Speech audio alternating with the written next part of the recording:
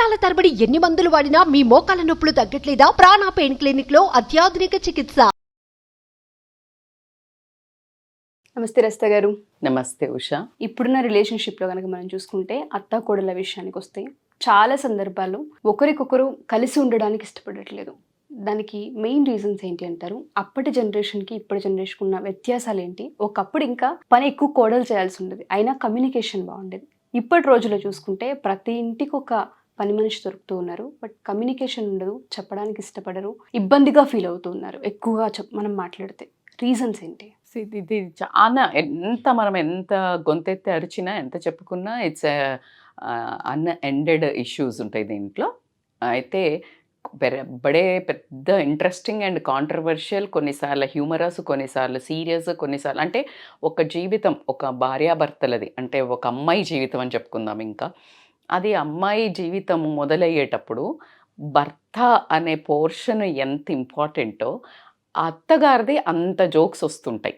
మనం ఇప్పుడు మీమ్స్ చూసిన అత్త కోడల మీద, భార్యాభర్త మీద ఎక్కువ. అండ్ అది ఎందుకు వస్తాయి అన్సాల్వ్డ్ అని అంటే ద మోస్ట్ అసలు ఉండాల్సి ఇంపార్టెంట్ జీవితం ఒక అద్భుతంగా సాగాలి. ఎవరి జీవితం అనే ఈ ముగ్గురిది కూడా ఎంత అద్భుతంగా సాగాలి అంటే ముగ్గురిది ఎంత టీం వర్క్ ఉంటే ఎంత అందంగా ఉంటుందో, ఆ టీం వర్క్ లేకపోతే అంతే ఎప్పుడు ఒక కలకల అంటే ఎప్పుడు ఒక తుఫాన్ వచ్చినట్టే ఉంటుంది ఆ ఇంట్లో. అయితే మనం ఈరోజు మనం కొన్ని వీడియోస్ చేసాం, అత్త కోడల్ది చేసాం, కోడలు అత్తనేమనుకుంటుంది, ఇలాంటివి చేస్తూ వెళ్ళాం. అయితే దీని గురించి మాట్లాడడం ఎందుకు అంటే జనరల్గా అవేర్నెస్ ఎక్కడి వరకు ఉందంటే అత్త అంటే ఇలా ఉండాలి, కోడలికి అత్త అంటే ఇష్టం ఉండదు అనే ఒక చిన్న లిమిటెడ్ నాలెడ్జ్తో వెళ్ళడం జరుగుతుంది. ఎప్పుడైతే మనము ఒక అవుట్వర్డ్గా బయట నుంచి ఒక న్యూస్ వింటున్నప్పుడు మనలో ఉన్న లోపాలు మనము కొన్నిసార్లు చెక్ చేసుకోవడం జరుగుతుంది. ఫర్ ఎగ్జాంపుల్, ఒక భగవద్గీతను వింటున్నప్పుడు యథా యథా కర్మస్య అని మనకు ఒక భగవద్గీత శ్లోకం రాగానే దాని మీనింగ్ అది తెలియదా మనకి? ఏంటి, మన పని మనం చేయాలి, మనము దాన్ని ఆశించకూడదు ఫలితము అనేది చెప్తారు. అవునా, కర్మ అనేది. సో అది మనకు తెలుసు, కానీ అది విన్నప్పుడు అసలు ఎవరో ఒక సూపర్ పవర్ వచ్చి చెప్పినట్టు ఒక్కొక్కరికి ఏమో ఒకసారి విన్నప్పుడు అదే రోజు వింటాం, కానీ ఒకసారి అలా ఒక జ్ఞానోదయం అవుతుంది. నేను ఒక లెటర్ రీసెంట్గా ఎక్కడో నాకు అక్రాస్ అంటే నేను ఎక్కడ చూశాను అనేది గుర్తు రావట్లేదు, మరి యూట్యూబ్లోనే సమ్వే ఐ హర్డ్. అయితే నేను కూడా దీన్ని నాదైన శైలిలో, కనీసం మనకంటూ కొంత వ్యూవర్స్ ఉన్నారు, సుమన్ టీవీకి అంతా కొంత వ్యూవర్స్ ఉన్నారు, వీళ్ళకి ఒకసారి ఓవరాల్ వ్యూగా ఇచ్చినట్టయితే ఏమైనా కొంతమంది అత్తలు గనక అలా చేస్తూ ఉంటే వాళ్ళు కరెక్షన్ చేసుకోవటం కానీ కోడళ్లకు కాస్త ఓదార్పు కూడా కనిపించిద్దేమో అన్నంత ఈ ప్రయత్నం ఎందుకు? ఏదో దీన్ని తీసుకొని చర్చ చేసి మనకు వచ్చేది ఏమీ లేదు. ఎవరికైనా చిన్నగా ఒక్కరైనా మార్పు వచ్చినా కూడా ఇంకంతకంటే ఏం కావాలి? మనది ఈ ప్రయత్నం అయితే సక్సెస్ఫుల్ అన్నట్టు.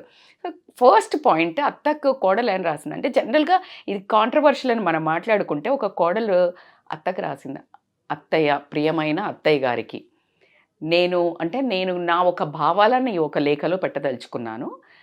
అందులో ముఖ్యంగా ఫస్ట్ నాకు ఆశ్చర్యం వేసింది ఏంటంటే, మీ ఇంటికి రాగానే మేము అంటే జనరల్గా మీరు ఇందాక మాట్లాడినట్టు ఇద్దరు ఒక దగ్గర ఉండడానికి ఇష్టపడట్లేదు.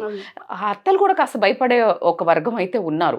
అమ్మ ఎందుకులే, అంత నిష్ఠూరం కంటే ఆది నిష్ఠూరం బెటరు అని చెప్పేసి తిట్టించుకోవడమో, దాని తర్వాత ఇంట్లోంచి వెళ్ళిపోవడం అదొక పెద్ద టాక్ అవుతుంది. కాబట్టి ఎవరిది వాళ్ళని పెడితే బాగుంటుంది అనే ఉద్దేశంతో పెడుతున్నారు. అయితే మీరు ఇంట్లో నుంచి నాకు ఫస్ట్ రాగానే వెళ్ళి అప్పుడు ఏం చెప్పారు అంటే, నా కొడుకుని బాగా చూసుకో అని చెప్పారు. నాకు భలే ఆశ్చర్యం వేసింది.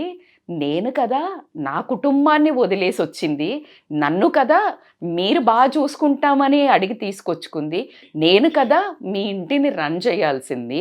మా అమ్మ నాన్న అప్పగింతల్లో మీ కొడుకుని నాకు అప్పగించలేదు, మీకు అప్పగిచ్చారు కదా, మరి నేను బాగా చూసుకోవడం ఏంటి? తను కదా నన్ను బాగా చూసుకోవాల్సింది.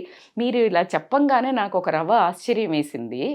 పైగా మీరు ఒకసారి ఆలోచించితే ఇప్పుడు నాకు కూడా అదే తోస్తోంది, వాళ్ళకి కదా మనం ఇవ్వాల్సింది, మన చేయిని కదా పెట్టాల్సింది లేడీ చేతిలో.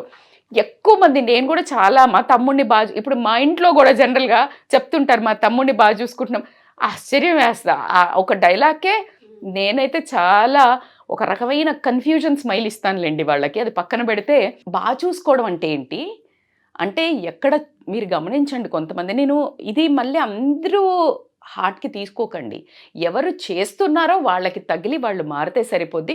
భర్తలు కూడా ఏంటి, ఆఫీస్ నుంచి రాగానే ఒక షూ అక్కడ, ఒక సాక్స్ ఇక్కడ అలా పెడితే తీయాలా అంటే, మనిషి ఎక్కడ కూర్చుంటే అక్కడికి నీళ్లు తీసుకెళ్ళి ఇవ్వటము, ఎక్కడ కూర్చుంటే అంటే ఫ్యాన్ వేసిన ఫ్యాన్ బంద్ చేయడానికి ఒక మనిషి, ఇవి చెయ్యడానికి దీన్నా బాగా చూసుకోవడం అంటే, మరి నన్ను కూడా చూసుకోవాలి కదా, నేను నా కుటుంబానికి వదిలేసి వచ్చాను కదా. రెండొక పాయింట్ నాకు తట్టింది మీరు చేసే పనుల్లో, మీరు ఎప్పుడూ మాట్లాడుతుంటారు నా కొడుకు గురించి నాకు తెలుసు అని. మీకేం తెలుసో అక్కడే ఆగండి. కొడుకు కరెక్ట్ అని చెప్పొచ్చు తల్లి, నాన్న మంచి నాన్న అని చెప్పొచ్చు పిల్లలు, ఒక సమాజంలో ఒక మంచి పౌరుడు అని సమాజం చెప్పొచ్చు. మంచి భర్త అని ఆమోదం ఎవరివ్వాలి? భార్య మాత్రమే ఇవ్వాలి. ఆ టైటిల్ మీరు ఇవ్వకండి. నేనేదైనా ఒక సందర్భంలో ఇలా చేశాడు అని చెప్తుంటే, నా కొడుకు అలా చెయ్యడు, నా కొడుకు గురించి నాకు తెలుసు అని మీరు మాట్లాడతారు, ఆ మాట వెనక్కి తీసుకోండి. ఎందుకు అంటే, మీరు పెంచొచ్చు, ఎలా బిహేవ్ చేస్తాడో మీకు అటు వరకు తెలుస్తుంది. తర్వాత మీరు ఒక ఉద్యోగం వచ్చి ఒక అర్హుణ్ణి కూడా చేసి ఉండొచ్చు, కానీ మీరు ఇవే షేర్ చేసుకున్నారు. నేను తనతో ఒక పడకను కూడా షేర్ చేసుకుంటాను. ఒక భర్త అనే వ్యక్తి ఎలా బిహేవ్ చేస్తాడు, ఏ మూడ్లో ఎలా ఉంటాడు, ఏంటిది అనేది ఓన్లీ నేను మాత్రమే చెప్పగలుగుతాను.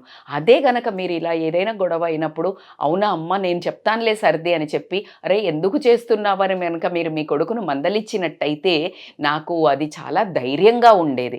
కానీ అదే మాట నా కొడుకు గురించి నాకు తెలుసు, నువ్వేం చెప్పక్కర్లే అని మీరు అన్న ప్రతి ఒక్కసారి మీరు ఒక్కొక్క మెట్టు నాకు మీ మీద గౌరవం తగ్గుతూనే పోతోంది. ఇది చెప్పడానికి నేను చాలా బాధపడుతున్నాను. థర్డ్ మోస్ట్ ఇంపార్టెంట్, మీరు ఎప్పుడూ ఒక మాట చెప్తుంటారు, నా కొడుకు చాలా అలసిపోయి వస్తాడు, కష్టపడి వస్తాడు, నువ్వు బాగా చూసుకో, బాగా పెట్టు అనేది జనరల్గా మన ఫ్యామిలీలో కూడా చూస్తుంటాం. అసలు నేను అత్తల గురించి మాట్లాడే ముందు అమ్మల గురించి కూడా ఇక్కడ నేను యాడ్ చేస్తున్నాను పర్సనల్గా కూడా. మీరు గమనిస్తే జంట వచ్చాడు ఇంట్లోకి ఆఫీస్కి వెళ్ళి, ఎలా రెస్పాండ్ అవుతారు? అంతకంటే ఎక్కువ గంటలు పనిచేసి వచ్చిన భార్య వస్తే, ఒక లేడీ వస్తే ఎలా రెస్పాండ్ అవుతారు? ఇంకా ఈ పేట్రియార్కీ మోడల్ అనేది మన దాంట్లో సంస్కారంలో పోవట్లేదు. నేను వాళ్ళని తగ్గించాలి, వీళ్ళనేమో మెడల మీద వేసుకోమని చెప్పట్లేదు. ఇద్దరు చేసే కష్టం ఎవరికైనా కష్టమే కదా. మీరన్నట్టు మగాళ్ళకి ఇంకా స్ట్రాంగ్ ఉంటారు, శక్తి ఉంటారు, ఆడవాళ్ళు కాస్త సున్నితత్వం, ఫెమినైన్ ఎనర్జీ ఎక్కువ ఉంటుంది. మరి వీళ్ళు కదా తొందరగా ఎక్కువ అలసిపోతారు. ఎవరికి ఎక్కువ ఇంపార్టెన్స్ ఇవ్వాలి? జనరల్గా మన డిస్కషన్లో మీరు ఖచ్చితంగా కమెంట్ చేయండి. కట్ చేస్తే ఈ అమ్మాయి ఏమనిందంటే, నేను కూడా కష్టపడి వస్తాను కదా, మరి నాకెందుకు ఆ ఇంపార్టెన్స్ లేదు? తనది కష్టము, నాది మాత్రం కష్టం కాదా? ఇంకా నేను వర్కింగ్ విమెన్స్కి అయితే నిజంగా కూడా నాకు ఎప్పుడు వాళ్ళను అంటే నాతో సహా నాకంటే ఎక్కువ 9 to 5 job. I'm a freelancer, I have some control over my life, right? అదే 9 to 5 చేసేవాళ్ళు నాకు ఇలా ఎప్పుడు ఒక 4 చేతులు పెట్టుకొని కనిపిస్తారు. Usha, I don't know, somehow I respect working women a lot. అంటే అందరు విమెన్ ఇంట్లో ఉన్న వాళ్ళని ఇంకా దారుణంగా వాడతారనుకోండి, అది వేస్ట్. సో ఆ వర్క్ మేము చేస్తున్నాము, నేను ఇంకా డబుల్ డ్యూటీ చేస్తున్నాను కదా. మరి మాకు లేని, అరే అమ్మాయికి కాస్త చేదోడు వాదోడుగా ఉండు, ఏదన్నా పనుల్లో హెల్ప్ చేయని ఏనాడైనా మీరు చెప్పారా? సరే అది చెప్పకపోయారు, కనీసం నీ పనులన్నా నువ్వు చేసుకోరా అని ఏ రోజన్నా చెప్పారా? అసలు సొంతగా ఒక ఆడ మనిషి ఇంటి పనులు సవరించడం ఎంత కష్టమో మీకు మాత్రం ఒక ఎక్స్పీరియన్స్ ఉంది కదా అనే ఒక క్వశ్చను ప్రతి అత్త వేసుకున్నట్టయితే ఈరోజు ఈ లేఖకు సమాధానం ఈజీగా దొరుకుతుంది. అండ్ 4వ పాయింట్, నాకు ఇంకొకటి బాగా గుర్తొచ్చింది. మీ ఇంటికి రాగానే మా ఇంటిలో ఇలా నడవదు, మా ఇంట్లో రూల్స్ ఇలాగా అని మీరు చాలా చెప్పారు. అయితే ఆ రూల్స్ ఏంటత్తమ్మా? ఇది ఇల్లు కదా, ఇదేమన్నా జైలా? నేనేమన్నా జైలు ఖైదీనా? రూల్స్ ఏంటి? అందరం కలిసి ఉంటూ అందరికీ అనుకూలంగా ఉన్న ఒక రూల్స్ పెట్టుకుని మనిషికి మనిషి సహాయం చేసుకుంటే అందరి జీవితాలు అద్భుతంగా ఉంటాయి కదా అనే ఆమె క్వశ్చన్కి రియల్గా రూల్ చేసే అత్తలు ఎవరైతే, అప్పటిదాకా ఒక నార్మల్ స్త్రీగా ఉన్న ప్రతి ఆడ మనిషి అత్తగానే తెలియని ఒక పవర్ అయితే, ఒక చంద్రముఖిలాగా ఒక పవర్ ఎంటర్ అవుతుందేమో అని అనిపిస్తుంది నాకు. సో ఆ అమ్మాయి వేసింది question. Last but not the least, ఇవన్నీ ఆల్రెడీ మా జీవితం మీద, అంటే మీ కొడుకు నాకు సంబంధించిన మా జీవితం మీద మీరు అధికారం తీసుకున్నంత వరకు ఓకే, కానీ మీరు మరీ ఇంకా 2 అడుగులు ముందుకు వేసి నా పర్సనల్ జీవితంలో కూడా నేను ఏం కొనుక్కోవాలి, నేను ఏం కొనాలి, ఎక్కడ ఏం పెట్టాలో కూడా ప్రతిదీ మీరు నాకు తెలుసు అని మీరు ఇన్వాల్వ్ అవుతూ ఉంటే, మీరు అవసరం లేదు అన్నట్టు నేను ఒక మాట చూసినట్టయితే, అంటే మీరు చెప్పినవి వినకుండా నేను కనుక ఆ పని చేస్తే, మీరు వెంటనే ఒక లుక్ మీ కొడుకు ఇవ్వటం, మీ కొడుకు వెంటనే ఒక లుక్ నాకు ఇవ్వటం, మా మధ్యలో చాలాసార్లు గొడవలైన సందర్భాలు ఉన్నాయి. సో నా జీవితం కూడా నాకు అనుకూలంగా నడుచుకోలేకుండా మీరు చాలా ఎక్కువ నా పర్సనల్ లైఫ్లో కూడా ఇంటర్ఫియర్ అవ్వడం అనేది నాకు నచ్చడం లేదు. సో నేను ఇది మీకు ఖచ్చితంగా కన్వే చేయాలనుకున్నాను. నేను ఈరోజు మీరు ఒక అత్త బాధ నుంచైనా లేకపోతే ప్రేమ నుంచైనా ఏదైనా అనుభవించినా అది మీరు చెడు అయితే నాకు పంచకుండా మంచి అయితే నాకు పంచుతూ వెళ్ళి ఉంటే నేను ఈరోజు ఇలా ఉండేదాన్ని కాదు. కానీ మీరు దానికి విరుద్ధంగా రాశారు. కానీ నేను దీంట్లో నుంచి నేర్చుకుంది ఏంటి అంటే, నాకు కొడుకున్నాడు, వాడికి పెళ్ళయ్యాక నా కోడల్ని కూతురులా చూసుకుంటా అంటే చాలా ఎక్కువ అవుతుంది.